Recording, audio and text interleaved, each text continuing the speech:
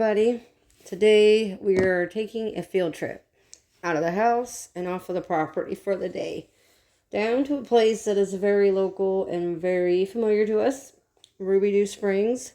Now this place is one of the Cherokee campsites, and just to give a brief history lesson here, the Trail of Tears is when nearly 100,000 Native American tribes, including the Cherokee, the Creek, Choctaw, and Seminole tribes, were all pushed from their homelands in the southeastern states due to the Indian Removal Act between 1830 and 1850. And they were pushed into their assigned Indian territory of Oklahoma. The Cherokee tribe stopped here and stayed overnight before continuing the long and hard journey. Now, this was a very, very sad time in American history. Today, the Roubidoux, however, is more of a tourist attraction. The area includes different plaques describing the Trail of Tears, and many locals enjoy using the walking paths to walk their dogs and for their daily exercise. But this place can get a bit crowded, especially in the summer. But we enjoy coming down in the really early mornings when everything is so still and it's so quiet, and there's definitely not as many people here at this time. When the water is still and calm, it is just, for me personally, it's a chance to sit and just listen. And it's a better opportunity to allow yourself to feel the energy of the land and just the history, just what took place here so long ago. It's just a really peaceful spot. Now, we have been bringing our little ones down here for years, and many people come down here to swim in this natural spring. It's a great little swimming hole, and the spring itself is just really cool.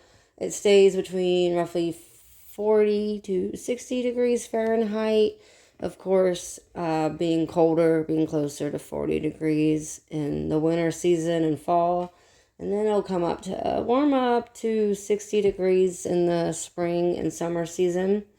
And underneath the spring, this is really neat, there is a huge underwater cave system. And you'll see sometimes many scuba divers come down here to practice and explore the caves in the spring. And the cave has been explored through 2 miles, they've discovered, but many of them believe that it travels even farther underground. Now, Roubidoux is a great place to bring the family and bring your dogs. Ours always have a great time coming down here to swim and explore. There are many different parts to this area to venture to. You can either stay closer to the spring or take a walk or hike off the trail. You'll see lots of different little critters down here, and we'll find lots of neat shaped and oddly colored rocks that have been formed over time by the waters.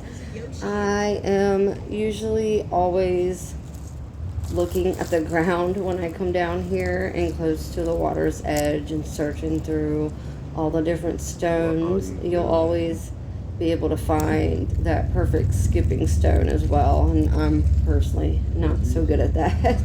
But if you look hard enough, you may even come across some arrowheads, which I think is really cool, and that just kind of adds to the real history of this place. So, and if you search in the right spots along the creek, you will be able to find lots of crawdads of all different sizes. And you are allowed to fish. Fishing is allowed in certain parts of the Roubidoux as well. I don't think you're allowed to fish in the spring. I've never really seen anyone over that way, but I do know that you are allowed to fish in other parts of the creek. And here in Missouri, anyone between the ages of 16 to 64 must have a valid fishing license. And conservation does come down here, and they keep the creek pretty stocked up on different types of fish as well, as you can see right here. There's also a lot of native fish in the creek. Now, when it does rain here in Missouri, it rains hard, and the creek will flood, and the waters can get extremely high and very fast moving. And the spring area will flood as well, and it can serve definitely as a potential danger. So always check the weather and keep up on flood alerts before venturing down here. I mean, it can be very, very dangerous. Yeah, it's a stick. It's making that. Or what if it's a snake? I just pulled up this rock in a massive cone and just flooded away. They live under No, there. I'm getting